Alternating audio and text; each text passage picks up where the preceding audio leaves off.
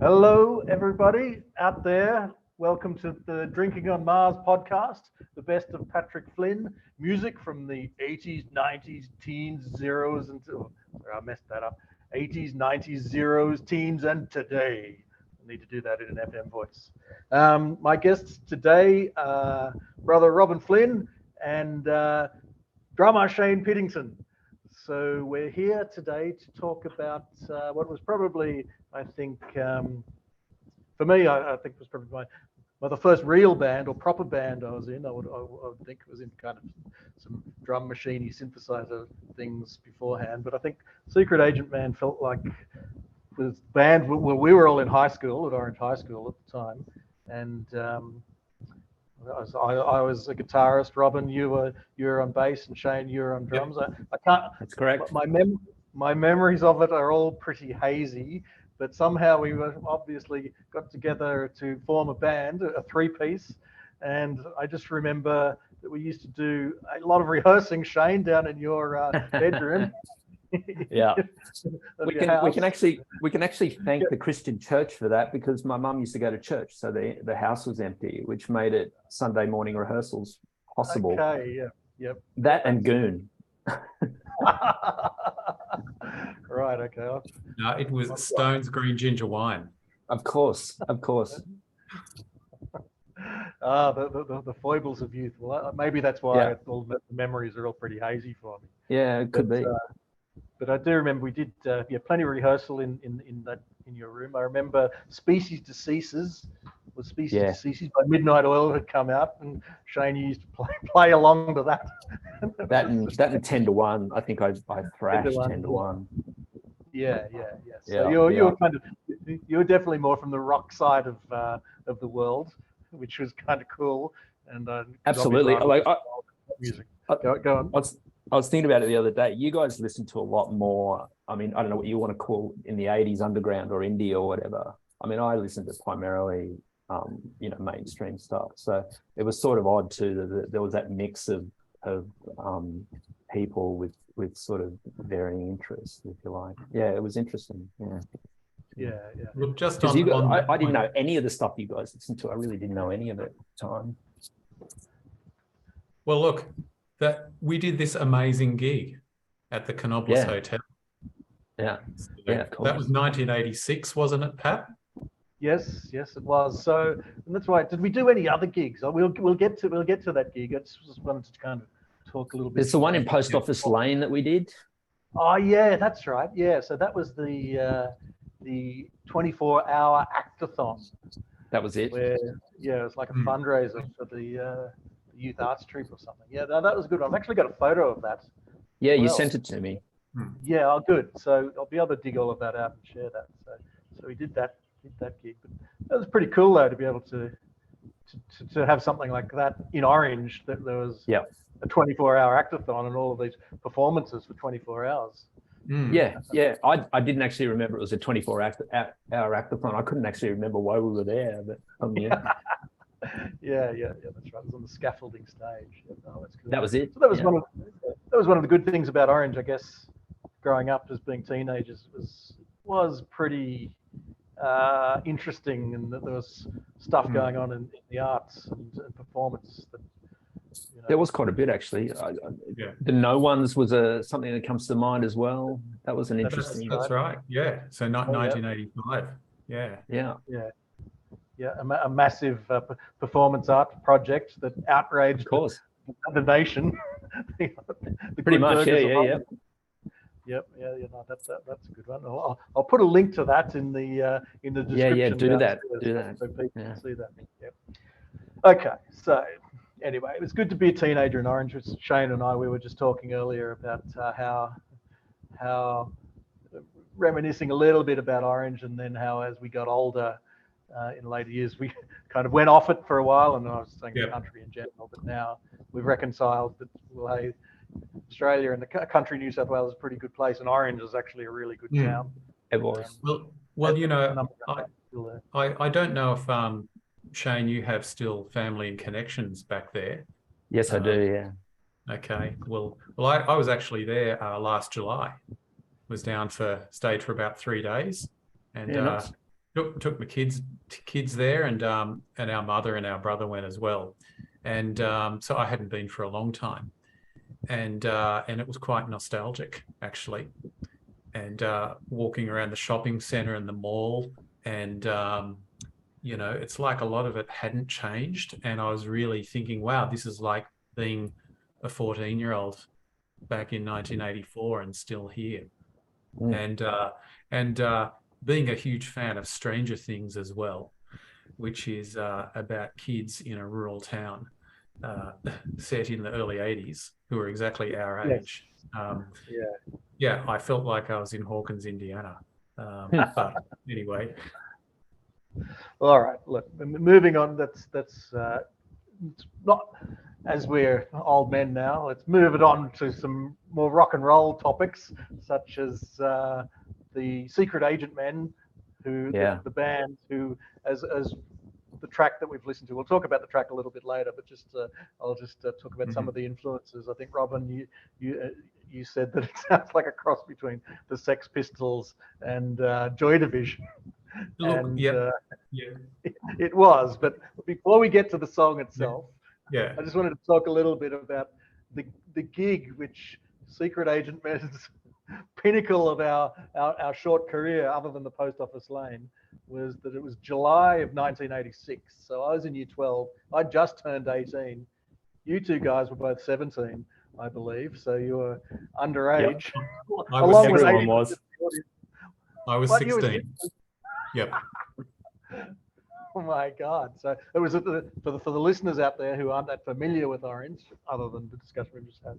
It was at the Canobolas Hotel, which was kind of the local watering hole for our age group, those of us that were legal and otherwise. And it was a big old. It is a big old, I don't know, 1930s palace, but it wasn't very popular except with kind of, you know, a bunch of less mainstream people like us musicians. But we got booked by the publican to play the gig, and they did have a few bands there, I think, in that day. So yeah, we booked to do the gig, and I remember it was a 3-set show. So whilst we did have a few of our own original songs, I remember there were a lot of covers in there, like the Jam songs, Pretty Green. I think we played Cut a long story short by Spandau Ballet. 20-minute version of Wipeout. I think we did Theme for Great Cities by Simple Minds. Did we? I think so. Yes. Because in later years, I used to be in another band called June Buggy Attack Squadron, and I begged them to cover that song. It is a wonderful song. It is. I'll put a link to it in the comments below.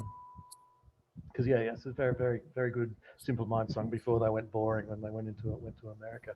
But anyway, so this gig at the Canobolas, I think I was using a transistor Marshall amp, which is why it's so loud. I think we had the kick drum mic'd up. I can't remember what bass amp you were using, Robin, or what bass you were playing. My guitar was the Telecaster Profile Silhouette.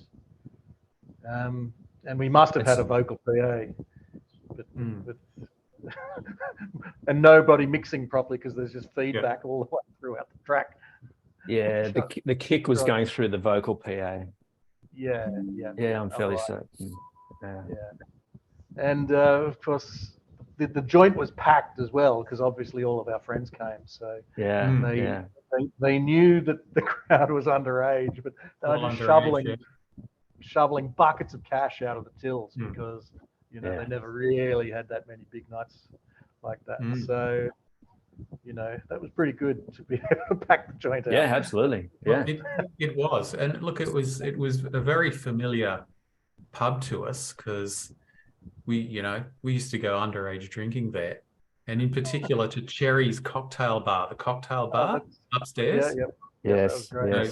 Which was actually also the gay bar in Orange. It was. So, you'd often go there and there were lots of gay guys there. I'll tell you this one story. Actually, I went up there and there's a couple of guys at the bar, and this guy is sitting in his boyfriend's lap, and I recognized him.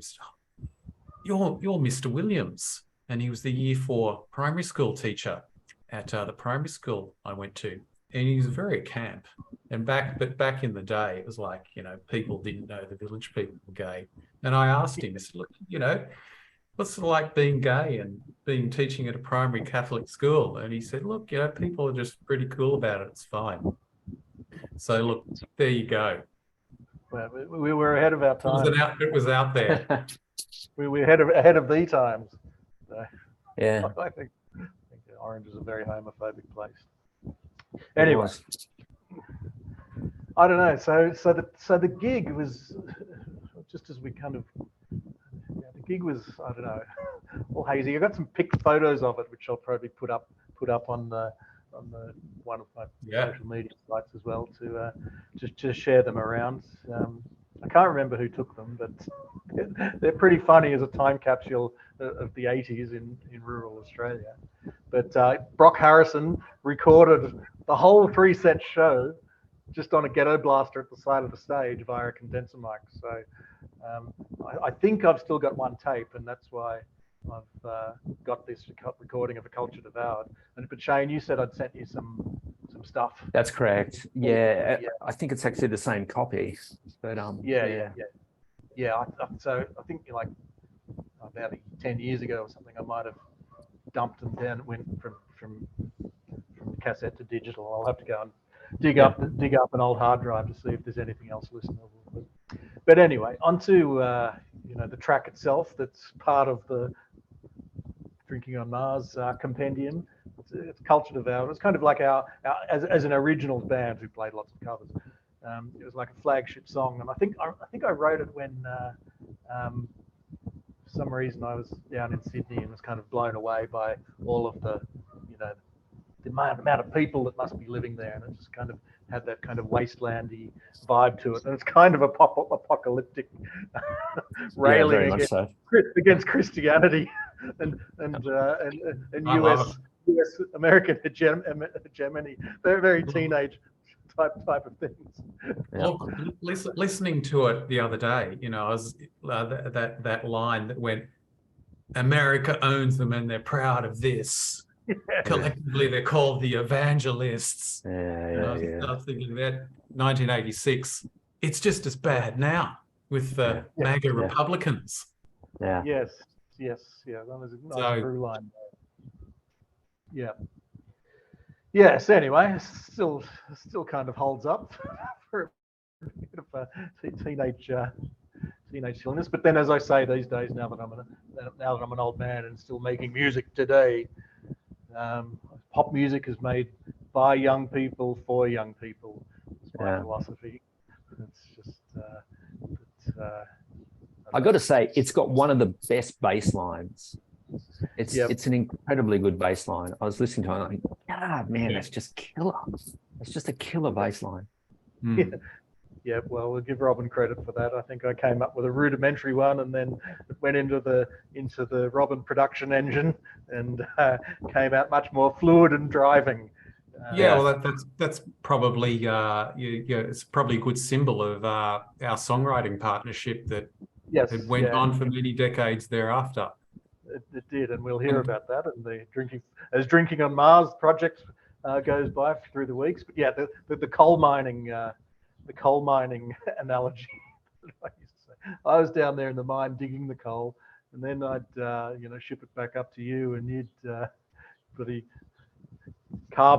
crush it into a diamond, and then you'd hand on the diamond to the next person down the line, usually our whatever vocalist we were working with, who'd take that diamond and set it on a magnificent ring, good piece of jewelry to make it an incredibly beautiful and valuable object. Do you still sing, Pat? Look, you do a little bit. Everybody can sing, and the more you do it, the better you get at it. Once you've kind of got a really good singers. Of course. I don't like the sound of my own voice. What I do, we were talking about singing sea shanties before. I think singing sea shanties is probably one of the best musical practices that I've ever done, because it kind of, you're always working your voice. Yeah. It doesn't have to be tuneful, but you're kind of getting getting match fit like a muscle, and you get used to hearing Okay. it. And Yeah. I became more okay with listening to it. But I haven't been doing much singing lately. So Yeah, any right. singers out there, give me a call. I need you. Look, are we still on the track? Which track? Culture Devoured. Yeah. Yes. Well, yes. look. As I said, when I listened to it the other day, it sounded great. I hadn't heard it for decades, and so it was like I was able to listen to it quite objectively. And so there it was, 1986, and all of us 16, 17, 18 years old, and an original track at a gig in a pub where everyone was underage. You could feel the excitement of it. And I think you could feel the excitement for us as young people who are, writing songs and doing a band. So much energy in the song. Yeah. I thought. Yeah. And as I said, it reminded me of kind of like the Sex Pistols and Joy Division, but a lot of very sort of raw, a bit unpolished, but the energy was just palpable. And but I was just going for a walk before, Shane, and I was just thinking of the drums actually, and I noted those influences of Joy Division, Sex Pistols, but hearing you play, I was thinking that guy loves Midnight Oil, and I was thinking that is a real Rob Hurst sort of power pumping driving beat, but yeah, just like raw energy. Yeah, I think it sounds great. Yeah, I found it a bit confronting. I mean, because it's I'd been drumming for probably 12 months, if that, to 18 months or something like that. So it whilst it was great to hear it, I was like wincing as I'm like, it's like, man, you got the timekeeping of a broken, Yeah. Well, but it was, but as you say, I mean, it was just like the fact that it was like that was the beauty. It was just bang it out. Absolutely. Yeah. And it's like, and just the excitement of the environment. We probably had trouble hearing each other even. So, no wonder it goes out of time a bit, but like everyone starts somewhere, and a lot of the greatest bands, they're good because when they got together, they couldn't even play anyway. There's plenty of those. Yeah. But but bands that go on to become just amazing and technically brilliant. But anyway, it was just. So everyone watching, the link is to the tracks here. Do yourself a favor. Yep, and don't forget to like, subscribe, and share to the Cheese and Crackers Music Fulfillment Center, because not only will you be having the pinnacle of Secret Agent Men, but there'll be, I don't know, that was a great description, Robin, of the track and the times, and capturing the spirit of our times and our own kind of personal history from 37 years ago. I might add. And that just to hear that and remember that, it's really, that's one of the kind of outcomes for this kind of project. It's as much as a kind of it's not really a musical release. It's kind of almost a history of the times as interpreted through the music that we used to that we created then, and we did as we grew and lived through our teenage years, and then on through the 90s and beyond. So that's. I'll be interested to hear in future podcasts about how that song progressed and how it changed, because I imagine you kept playing it. Never did. No. That is the pinnacle. That's the pinnacle of it. Good Lord. So that's why I'm interested to hear you guys coming back to it after decades and think, because I was really worried, the quality is just such shit, you can't hear the vocals or anything like that. It's a condenser mic. And I was thinking, I'm going to have to kind of do a remix of it and kind of re-record something at the top and just kind of sample that and produce something, which would, might still be an interesting thing to try and do, to kind of give it that bit more life beyond that, pinnacle of July 20th, 1986 or whatever. But I mean, never played it. Never really played it again. It'd be super interesting. it'd be super interesting to revisit it one day. I think, you know, I was thinking the other day, it's because I was just thinking of cool ways you could go with that song because of its time and because of its structure and the things that it does. Yeah, it's great. I mean, you could have dropped that in the middle of the early 90s, and it would have killed. I was thinking of give it the real kind of 9 Inch Nails style production or something closer to God, even though that's a much slower track. But yeah, something like that. That's what my mind is thinking of the past few months. I was thinking of running it through something that makes it sound like an analog telephone, like you're singing through an analog telephone and playing double cross sticks on the snare or something with a distorted bass or something. But yeah, that'd be weird. Yeah. Well, maybe we should, you know, when we get together in person and talk about it, maybe we should plot a Culture Devoured 2023 and do a kind of a reworking of it. Well, maybe we could do the Kiss thing, and we'll all have our own interpretation of it, and then do an individual like single of it. Yeah. Or maybe we could just get together and jam Kiss songs for your Kiss cover band. Yeah. It's a damn with shame that Dave. didn't come off. I could probably remember how to play Rock and Roll All Night. I know I've covered that before in the late 90s. So, but I can't remember whether I was on bass. I was probably on bass for that. So. But anyway, plenty of guitarists out there. All right, look, guys, thank you very much for joining me on the Drinking on Mars podcast. I really appreciate your insights on that. And if you've got any, just before we sign out, do you want to put yourselves out there on what's your social media handles if you want anybody to contact you? Absolutely not. Okay. Robin, I'll presume you're the same. But just no, I'm afraid there aren't any at this stage. Okay, so this is as public as it gets, and when we do a Culture Devoured 2023, we will still be secret agent men, but I think we'll, I don't know, have faceless avatars like Daft Punk as our public. Yeah, cool. Yeah, I can live with that. Yeah, all right. I think that's a project for the future. So with that, all right. See you later, guys. Everybody Thank out there for Drinking on Mars. Bye. Okay. Bye. Thank you. Bye.